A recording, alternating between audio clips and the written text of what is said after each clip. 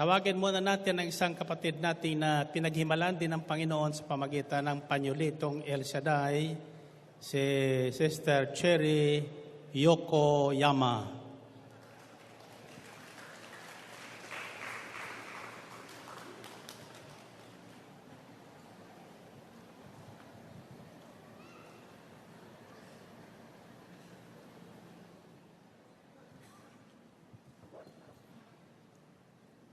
Magandang gabi po sa inyong lahat, my dear brothers and sisters.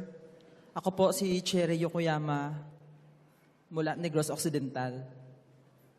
I just came here last month here in Manila for vacation. Nagstay po ako sa friend ko dito na kababayan ko din sa Negros. So before ako umuwi doon, binigyan niya ako ng panyo ng El Shaddai. So, sabay sabi na, ingatan mo yan at may protection ka niyan. So, natawa ako kasi panyo lang yan, hindi yun big deal sa akin. So, andito po ako to share and testify kung paano po ako iningatan ng Panginoong Diyos. So, umuwi po ako doon. So, doon ko na-realize na si God ay gumagawa ng paraan to test your faith. So last Friday, it was last week, kasama ko po yung driver ko. Tinambangan po yung sakyan namin doon. It was from Dumaguete to Bacolod. At may nakasunod po sa sakyan namin. Pero hindi ko po yun, hindi po ako nag-alerts because akala ko nakasunod lang po. So, dumating yung point na huminto po kami at huminto po yung sakyan. So, sabi ko, nako, katapusan ko na. So, lumaban po yung driver ko. Unfortunately, namatay po siya. Pero nung time na yun, hindi ko po lubos maisip na paano ako makasurvive. So, first thing po na nagsink sa mind ko is, meron pong panyo na binigay sa akin, Sister Rachel po. Yung pong nag-akay sa akin dito.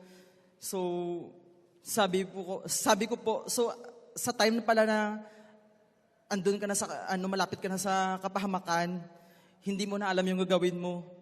So, thankful ako na napasok kong kamay ko sa bag ko at nakuha ko po yung panyo, sabay sabi na Lord, yakapin mo ako.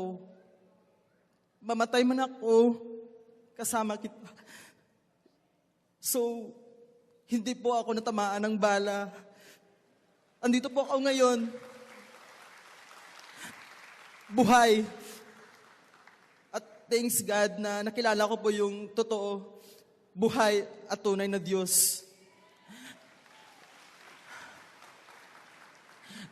My dear brothers and sisters, you are so very blessed at thankful kayo na nakilala niyo po ang tunay at buhay na Diyos.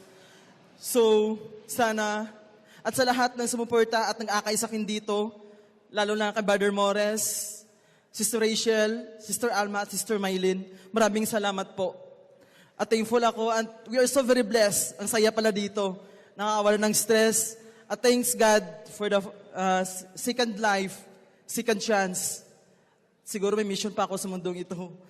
Maraming salamat po and God bless us all.